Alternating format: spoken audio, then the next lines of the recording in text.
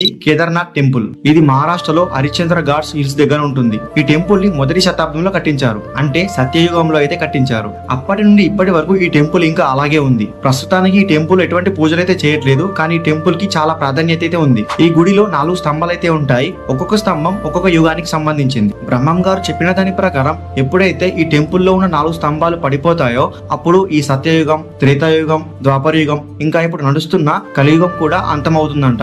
Already 3 యుగాలు ముగిశాయి కాబట్టి ఈ 4 స్తంభాల్లో 3 పడిపోయాయి. ఎప్పుడైతే ఆ 4వ స్తంభం కూడా పడిపోతుందో అప్పుడు కలియుగం కూడా అంతమైపోతుందని బ్రహ్మం గారు చెప్పారు. ఈ గుడిలో ఆశ్చర్యకరమైనది ఇంకొకటి ఉంది. అదేంటంటే అక్కడ ఉన్న ప్రజలు చెప్పేదాని ప్రకారం ఈ టెంపుల్ కి ఒక కీ ఉంటుందంట.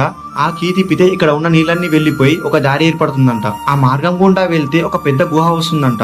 అయితే అప్పట్లో రాజులు ఆ గుహలోనే వాళ్ళ సంపదంతా దాచుకునేవారంట. ఈ వీడియో లైక్ చేయండి. ఇటువంటి వీడియోస్ ఇంకా చేస్తుంటాను కాబట్టి ఛానల్ ని తప్పకుండా సబ్స్క్రైబ్ చేసుకోండి. అలాగే మీ ఫ్రెండ్స్ అండ్ ఫ్యామిలీకి ఈ వీడియోని షేర్ చేయండి.